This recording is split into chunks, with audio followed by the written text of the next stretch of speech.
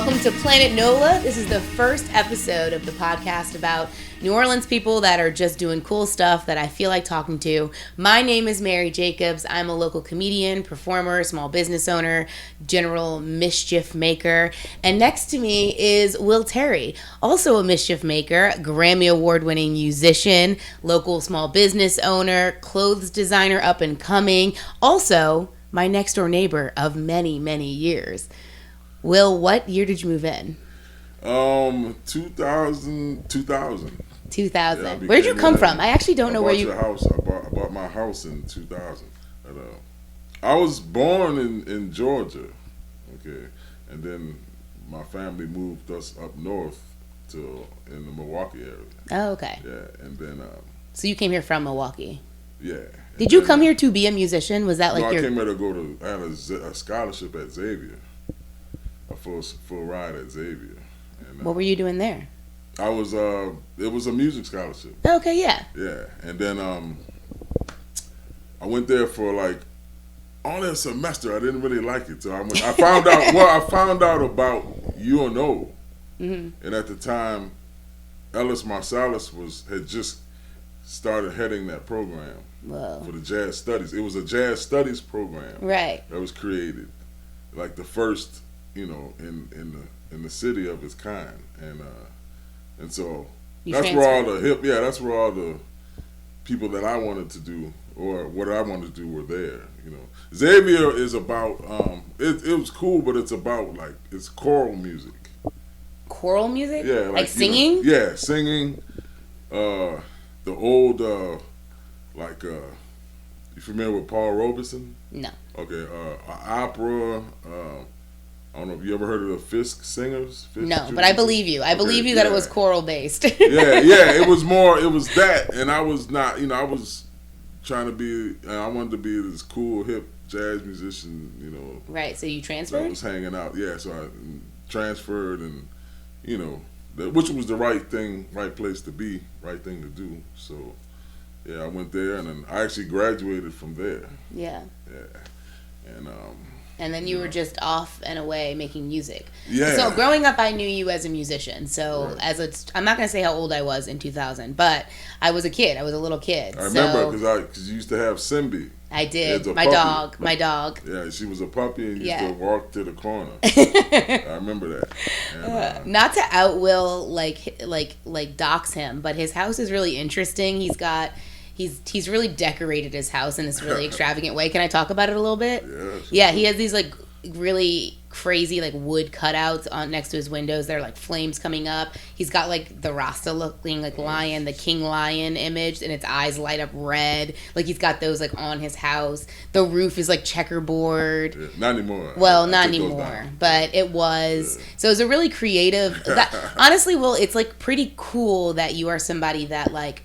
You are creative, like, in this way that is, like, so inspiring and authentic because you're, like, you wanted your house to look weird, and you were like, I'm going to make my house beautiful and artistic and different.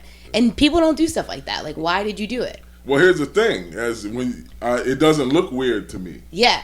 So I'm actually... It's like home. I'll go outside and be like, why are you standing looking at my house? And I'm not, that's how you know, like, when you're dealing with artists and creative people, like what they're doing is just like you think everybody's. Well, why doesn't everybody's house look like this? That's why so didn't real. You think of this? That's so real. It's so real. Like I've got eclectic style. It's not the most unusual style, but when people come in and they're like, "Wow," I'm like, "Oh yeah, it's just stuff on the wall," because it feels like home. Yeah, you just don't, It feels like home. And it has been like that for so long now. It's not, I never even notice it. People come visit me and they're like, what is up with that house on the corner? And I'm like, well. It's due for it's a repaint job for the spring. So it's a new design. I'm going to come up with something. Really? Yeah, I'm thinking about, that artist Escher with the stuff. Oh, yeah. The like really surrealist kind of. Something surreal, something, less, maybe like 2 colors, 3 colors at the most. Ooh, all right. I'm ready for it. Something like, I have to finish. I never finished the pillars.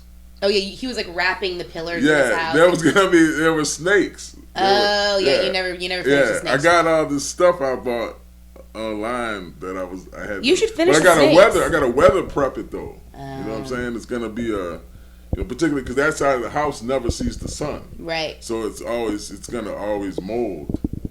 Mold? Yeah, when you'll notice, you can tell which. This house here is wherever there's green or it's like. Oh, I see what you're saying. Mold. Yeah, that's got where it. the Yeah, sun so you need to weather prep that. it. Right. So the front of my house has never seen the sun, but the back of the house, from that's why that front this side is faded. The paint is faded. Okay, all right. We're gonna weather prep it. We're gonna weather prep it. So. All right. So we gotta talk. I feel like the people are gonna be like, I dropped that he's a Grammy winner. He's like, I don't tell him. I'm like, the Grammy's right there. Will they're gonna see the Grammy unless you're listening to the podcast, in which you should go watch the YouTube video so you can see that there is a real life Grammy sitting right next to me. I have touched it. It is very exciting. And you have to tell us why you have a Grammy. Yeah. Well. And how and whatever. Yeah. Okay. I got that with Terrence Simeon. He's a zydeco artist from Lafayette, and I got the call to play with him after Katrina. I believe. It was Katrina was 2005. Yeah. And he called me 2006, and I actually was in Pennsylvania. I was working. My friends invited me to work at their Western wear store because it was just nothing. Because Katrina. Yeah. Yeah, and I said, let me go. So you were working at a Western wear store? I didn't know that. Yeah, in Carlisle, Pennsylvania. That they had is two so stores, random. one in Carlisle and one in Dillsburg, and I lived above the store. I love this being part of your story. I had no idea. Yeah. Did you sell a lot? Were you a good Western wear? I was good. Yeah. I couldn't sell. I didn't know anything about riding horses, so I didn't sell the saddles. But you sold the shirts. Yeah, I sold all this. Yeah, I wore all the clothes. Really? And I wore, people were, they would buy them because they'd see them on you. Yeah, I had a jacket. I remember I was sweeping the front porch of the store. One of the stores looked like an old Western saloon. Yeah.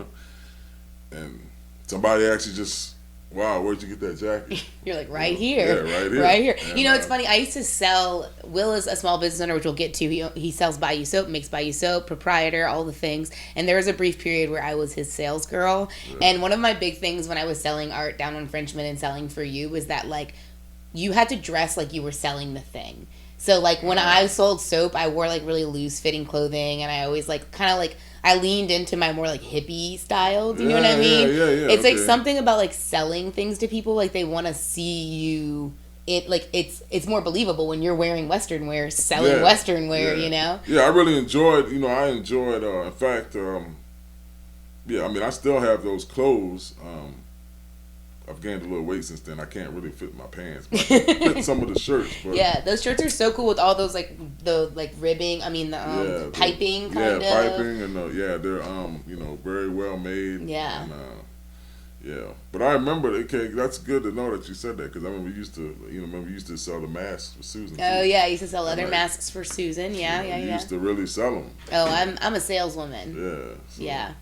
That was cool. Okay, wait, we got to get back to the Grammy. So you got Zydeco. Oh yeah, it's a Zydeco Grammy. Yeah, it's for the album Live Worldwide. We recorded in. We kind of were just traveling around the world. We recorded in Mali, West Africa. We recorded in Australia. We did some. There's a club called Fitzgerald's somewhere around Chicago. We recorded a lot of it there, and so you toured all over the world on the album that won this Grammy, is what you're telling me. Yeah, we went. I went to. I tell you, I got lucky. That was my run with him, where he happened to It was more. It was traveling around the world just as much as it was jumping in the van and going from Lafayette to That's LA or whatever. Yeah. We went to, let me see, with him I went to Paraguay. I went to Brazil twice with him. I went to Mali, West Africa. I went to the Seychelles Islands off the coast of Madagascar. Right. I went to Rodrigue. And then, so you've just been over the whole world because of this album, which is pretty epic, and then you won a Grammy for it. Yeah, I had been all traveling around the world since I was 18 actually. Making music or just generally? Yeah, no, playing music. Oh, okay. Yeah, like I used to play with the brass band. I used to play saxophone with the brass bands, like Tree Made Brass Band. You know, this was a long time ago. Yeah, we would always, in the summer, it was always a European tour.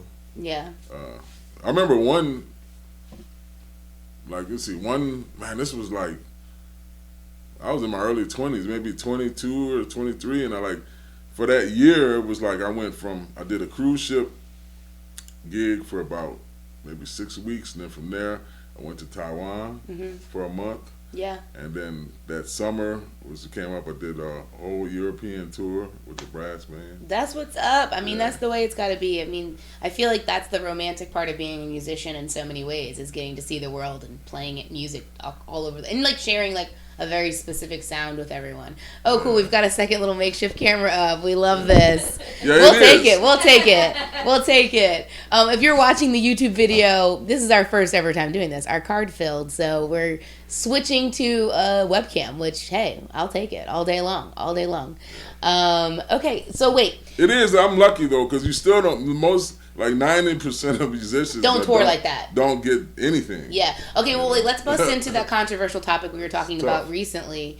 When I asked you to do this podcast, I was telling you, like, look, I just want to, like, talk to people that aren't getting talked to, like, that live here and are specifically, like, culture bearers. People that are doing things in New Orleans that, like, I mean, are notable, you know, like starting a small business here, in my opinion, you're a culture bearer. Like the fact that like you're creating a product based out of New Orleans, branded very New Orleans, you're a one-man show for the most part, you know what I mean? Yeah. I think that in a way, like not just making music, like that also makes you a culture bearer. The fact that you're constantly being creative here is like, it is such a big part of what this city has to offer creative people, is like this like blank canvas of like, just not even a blank canvas, just like so much creativity at all times. That's all we got now. Yeah, and so when we talked about this, that's what I'm trying to get to. When we talked about this on the phone, one of the first things you broke into was like, well, music here isn't the same as it used to be. Right. And like as someone who used to play music here all of the time, you don't really anymore. Right. And you feel like it's totally changed. And you said something really controversial, and I don't know if I should even repeat it,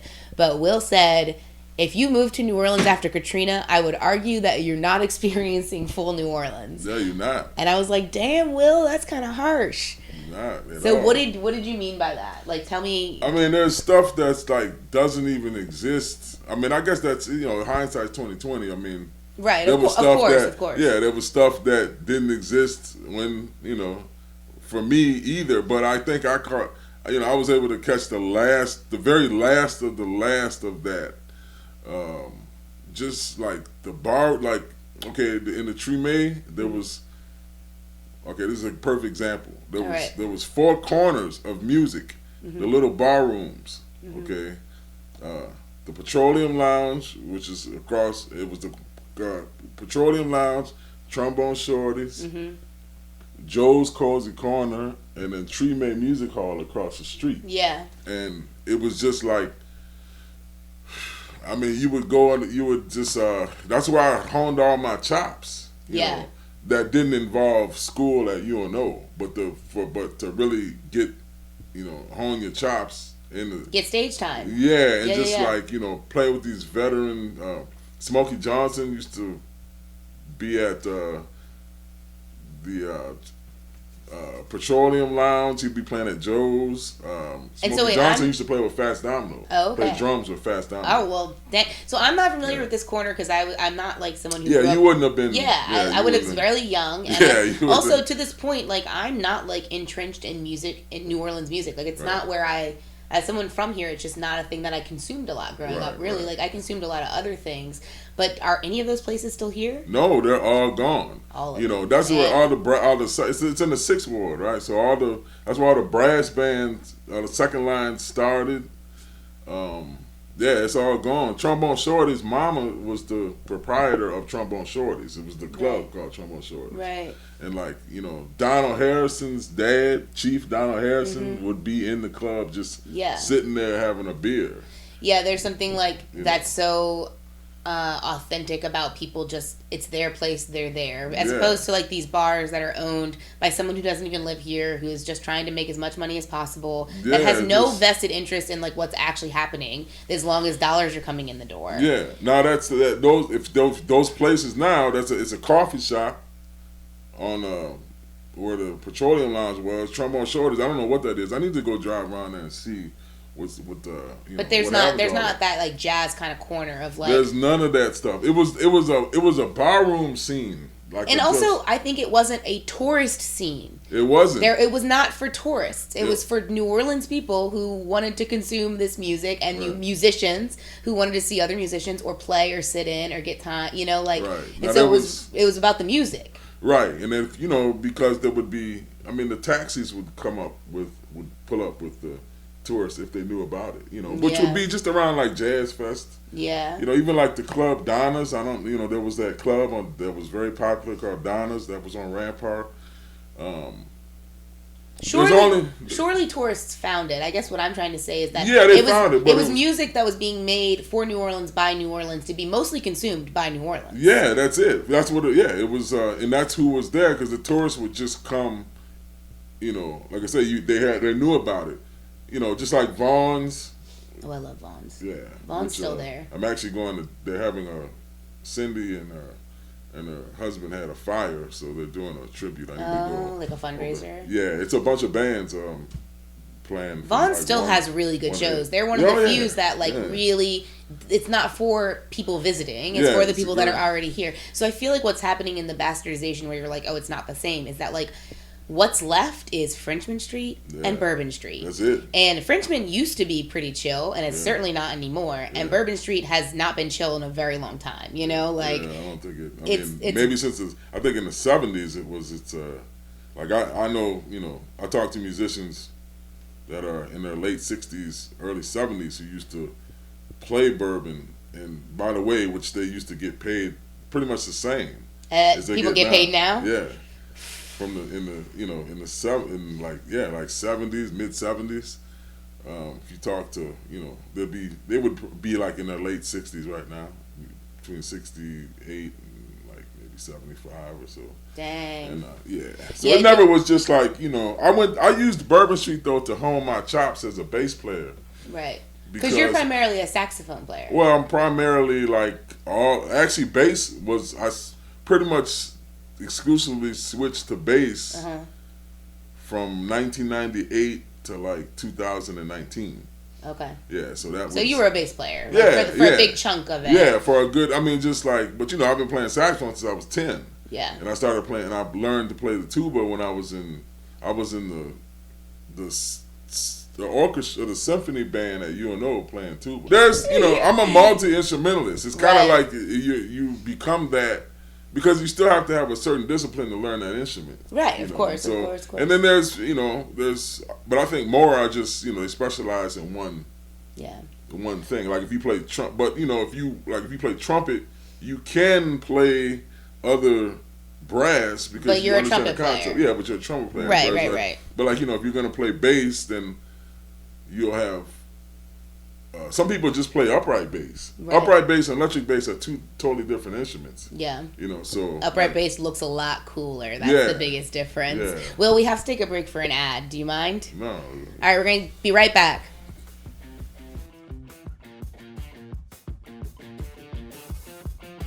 This week's episode of Planet NOLA is brought to you by Vitality Community Fitness, a group training facility located in Metairie, Louisiana. Vitality prioritizes their members with accessible workouts for anybody.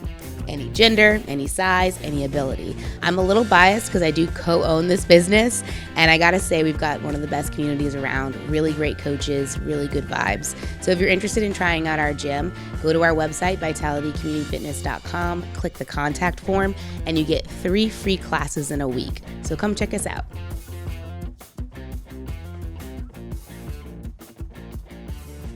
And we're back. Thank you so much for that little ad break.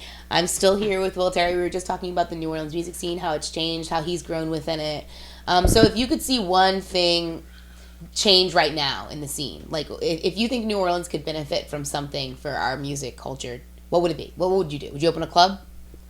I think the musicians should actually. I see a lot of complaining on social media amongst musicians. It's the same complaint that's been going on for decades and decades, and it's just like, you know, you think the value that you're people think they should get paid just because, right? You know, but that ain't really how it works. That's how it works. Like, if you like musicians you got to take control or ownership. You know, there should be. You want to complain about clubs not paying this or that, but, you know, there should be a co-op.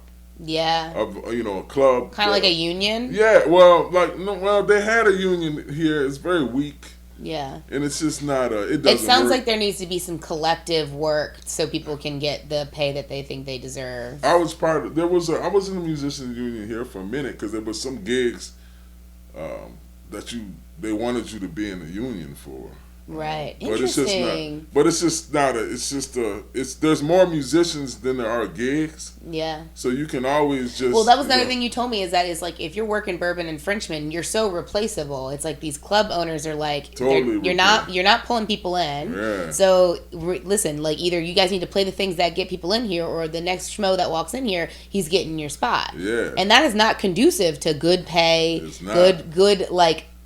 Anything like right. Nothing. No community is being built. You're not really able to even make art under those restrictions. You just have to produce people want, which sucks. And that's not, I imagine, why people make music, because they love it, you know. Yeah, and it's just it's just the thought of success that makes that musician, just will go play for free. Yeah, you'll hang on. Just because you want to get your music out there. We see it a lot in performing for comedy and doing it pretty much. Oh, that's the same thing. It's the same vibe. It's same like, exact thing. It's the same vibe. It's like, well, I mean, there's so many people that want stage time. Yeah. And it's like, it really is like coming into your own ownership of being like, well, I know what I'm offering. Yeah. And I will find my people. And what I've done in my life is I've just made my own spaces and I've made my own things. You know, and I'm like, listen, I know what I want. And I'm going to give it to myself, or I'm going to find someone that values me for it. But it's like you said, the city is so saturated. Yeah. And it's not only that, it's just one type of thing that they're looking for. Yeah. It's kind of reduced down to this. And it doesn't feel like it's any more for locals. It just feels like tourist economy. Yeah. And I think that's why people are always like, it's Disney-fied. It's Disney-fied. Like, the music scene has become like, Frenchman's like Disney World. Bourbon's like Disney World. It's like musicians, it's in shifts. It wasn't shifts. Of like if you play at the BMC, it's the 5 to 7 slot, 8 to 10 slot, then 10 to 2 slot. Yeah. It was like when we used to play at the Dragon's Den, it was just one act. All night. Yeah. Yeah, or Cafe Brazil. I've been to shows like that. Those shows still do happen. We're definitely not saying there's not beautiful moments of like authentic music and creativity here. I think that like this greater trend though is a thing. It's totally a thing. You walk in the French Quarter and you're just like, what's missing? Something feels like it's missing. Yeah, but you know what I would like to do? What? Which is buy a shuttle bus and shuttle musicians to these gigs in the French Quarter because you can't pay nowhere. You can't. Oh, you can't park. Yeah, you can't park. and your gig, what you're gonna pay to park all day is half of your gig. Well, that's how it is for all the employees in the Quarter. That's where I worked growing in high school. Oh, and yeah. And I mean, I'm still blown away what people pay. And even working on Frenchman, it wasn't as bad because you could find parking around that park. Yeah. Anyway, we don't need to talk about parking. Let's talk about Bayou Soap. I feel like that was your kind of progression from being, you were still making music and you started Bayou Soap. That was a game changer. Yeah. So what happened? When did you start Bayou Soap? I used to work for Will. I used to sell his soap. We had a great team. We made a great team. Yeah, I still need you for some. Someone call you in that. But no, I did. Let me see. Okay, so the progression of that was once again Katrina. Yeah. Katrina was the big do-over. Right. So, I was out there just playing with, on tour with Terrence, and then, Zach. My brother. Her brother Zach was heavy into those markets. For Rep Market, and then he would come back here to do work on the house. Y'all weren't here yet, but he would come back around, and then I would talk to him, and he was like, "Yeah, man, just you need to bring something out there." At the time, he was doing the vintage cameras and the picture frames. Yeah, and the picture frames. And then all that was booming. All those little, that was the whole new, like, gig economy. Yeah. Ferret Market and just all these things popping up. And then, so... you were like, I need to offer something. Well, I said I need to come up with something. And I'm trying to see how this... I started kind of like being a self-taught herbalist, medicine, with making the tinctures and and all those concoctions and things like that. And I started experimenting with, like, I would go to the dollar store and get like just like shampoo and stuff. Right. And I would infuse those herbs in it, like in a crock pot. Set it on low, and because that's what you learn when you start studying herbal medicine. You're gonna learn about teas, making teas, tinctures. decoction, tinctures, how to extract that stuff. Right. And I started just kind of reading about like the more beauty or cosmetic oriented ones, and you just progressed into soap from there. Yeah, and because what happened was I have a friend. She owned at the time. She had a natural hair salon, right? For locks and things. And I was giving her my stuff just to use, just to see what she thought. And then one day she like placed an order, and I said, "Place an order for what?" And she said, "You're placing an order for why I don't make anything." Yeah, she said the people love your stuff, and I said, "Oh, damn." I was like, "Oh shoot, okay, well." I said I got to learn how to make this from scratch. I can't be buying something at the Dollar Tree and then bringing it over. So that's how I got into soap making. With the intention that I thought the liquid soap I made was gonna like take off. Kind of like Dr. Bronner. But you did the big. You call it the big block soap. Yeah. Big block. They're huge. But I started. Kind of see. Yeah, a lot of people know. Yeah, just I mean, I've been put on the map with this. You sell at Whole Foods. Yeah, I mean, if you go to Whole Foods and just the years of doing all the big festivals, the Blues Fest. I used to sell for Will at the Frenchman Art Market. Remember when that was a thing? The Frenchman really big Art one. Market. That was awesome. I mean, I'd go out there and Will would run a special where if you bought 4 blocks, it was way cheaper. Yeah. And so I would just regularly sell out. And you have to be out there all night no matter what, because the way the market works, they don't want you to pick your booth up because it looks bad. So I would be sold out like 2 hours left of the market, just sitting there chilling. People would be so mad. Yeah. And I just had a stack of cash from selling soap all night.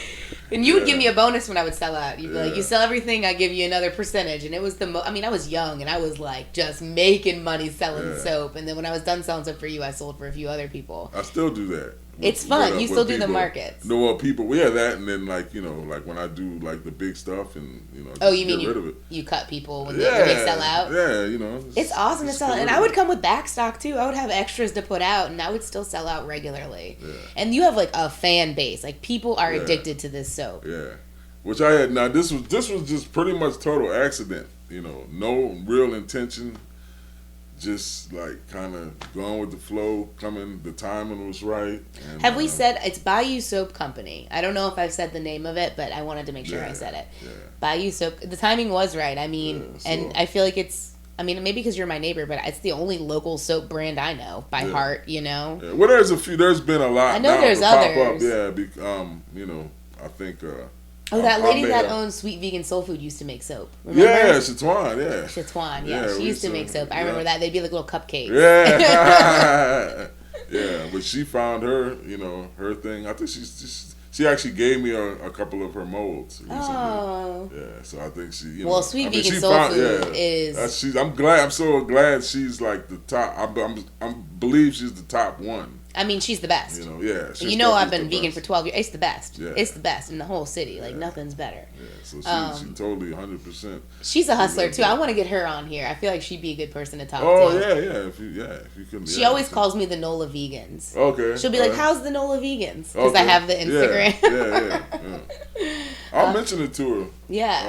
When I go, I try to go on Mondays. What's the special on Monday? Just the red beans. Oh, they have red beans. Yeah. I don't eat everything. I like the Philly there. pasta. I like the Philly pasta. I think that's Fridays. You ever have that? Yeah, no, I don't eat the real rich creamy stuff. It's so rich. Yeah, I don't eat that there, but I go there for the the cauliflower and the yams are. I like the sweet heat cauliflower is one of my favorites. I like the plain one. Oh, I don't know. I don't think I've ever had the plain one. I like the sweet heat.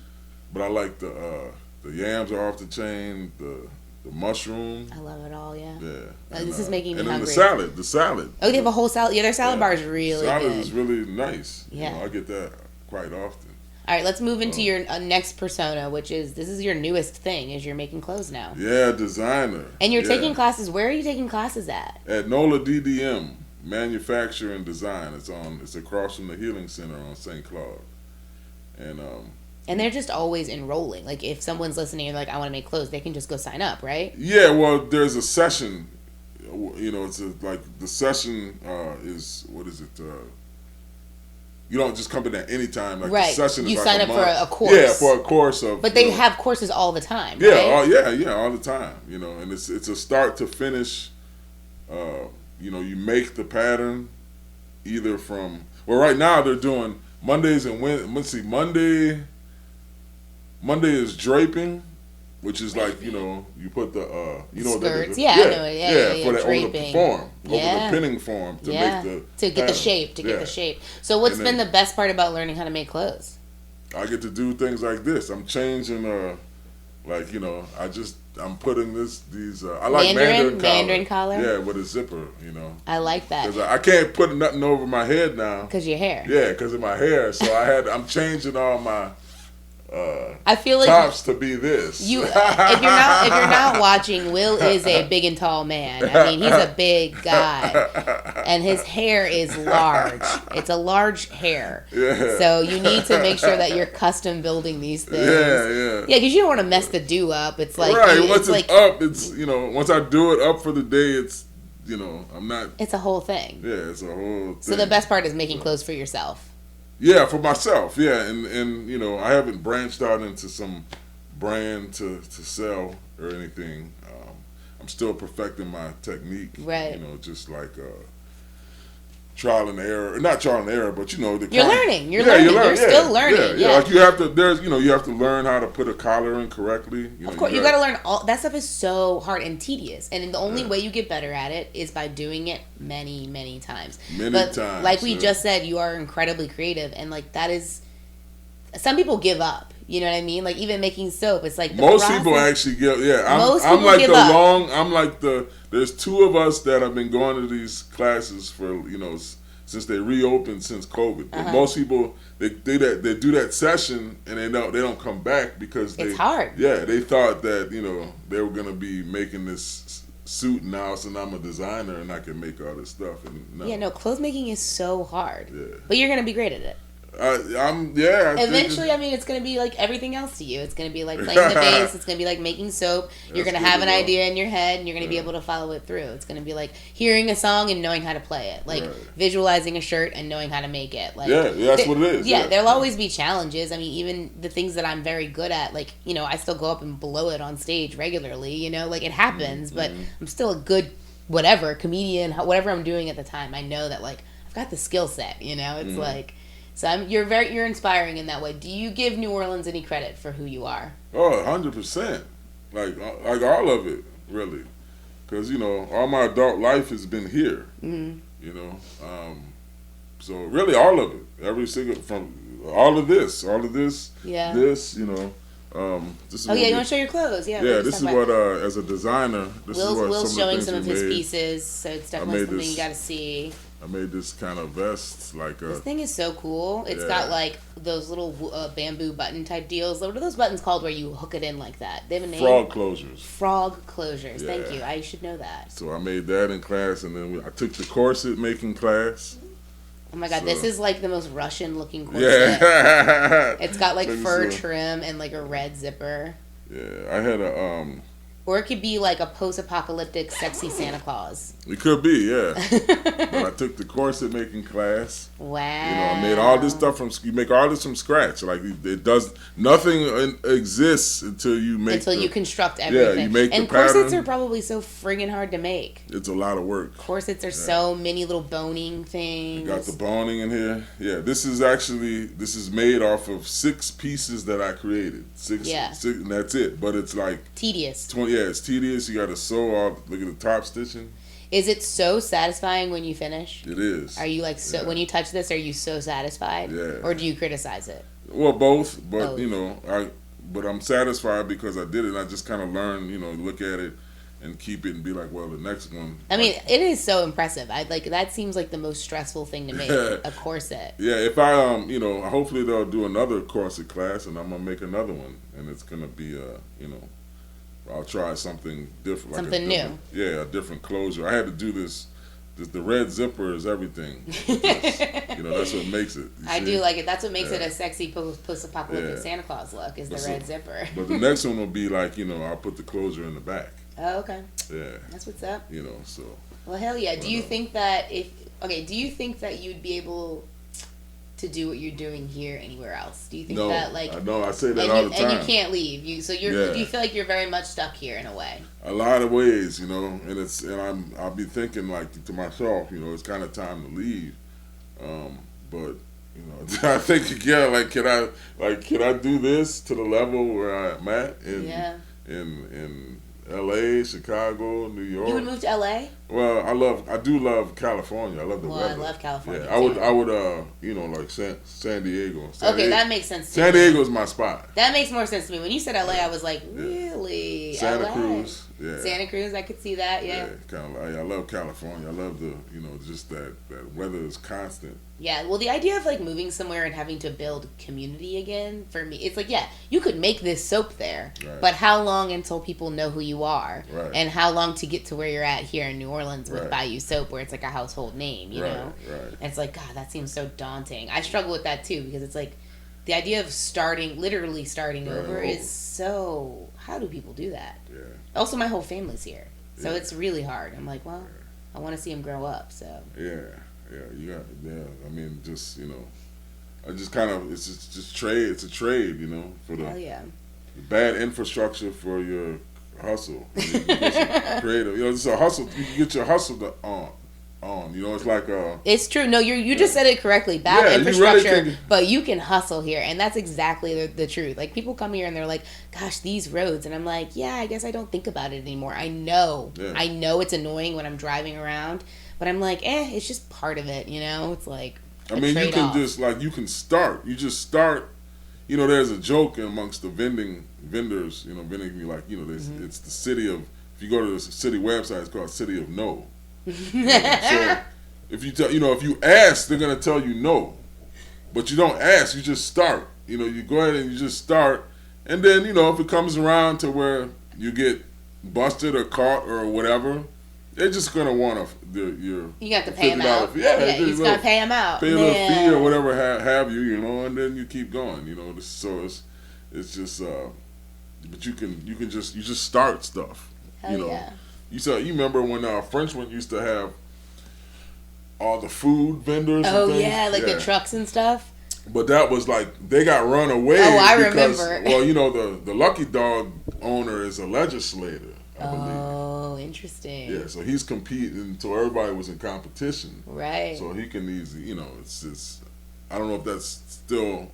I'm sure he still is. It sounds very New Orleans, super entrenched. That the guy who's vending food also has pull. And but remember, Sucre used to be on Frenchman. Do you remember that fat falafel truck used to go out there, which is now 1,000 Figs, which I do love. Yeah. But I loved that truck, man. When they would roll up when we were working out there, it would be the best part of the night. Yeah. Because it was exactly what you want at 1 a.m. You know, it was this greasy falafel sandwich with that garlic aioli. Yeah. Wow, we talked about food a lot during this thing. More than I thought we would. Okay, well, so we're gonna finish this up, all right? Okay. I have a last question. Keep going. I know it's fun. We had a good time. We touched on all your personalities. I think all your stuff. I feel like we got a lot in.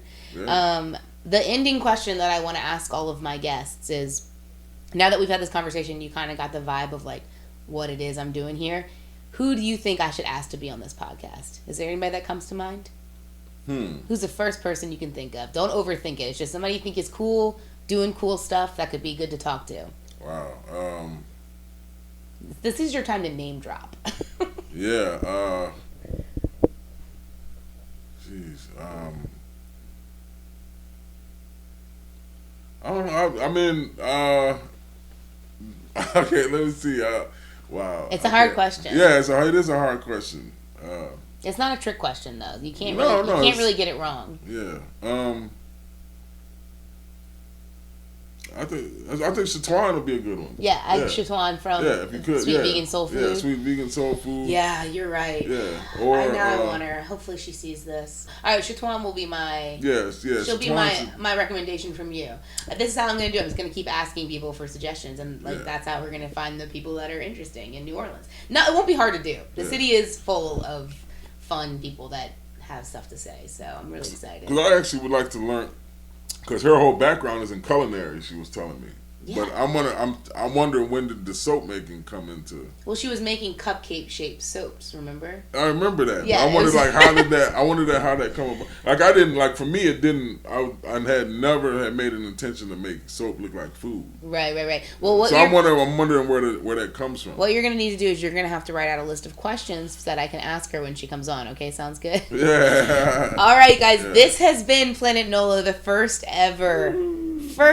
We've had some technical difficulties. If you've bared with us through the end, you are a real champion. If you've liked this, please, from the bottom of my heart, tell somebody about it. Share it with someone. This is a new endeavor, and the only way people are going to find out about it is if folks talk about it and they share it with their friends. Thank you so much, Will Terry. Okay. You're the best neighbor ever. I'm glad that I asked you to come first. I knew where to find you if you told me no, so. Yeah. All right, y'all. Have a good one. Bye. First, all right. See ya.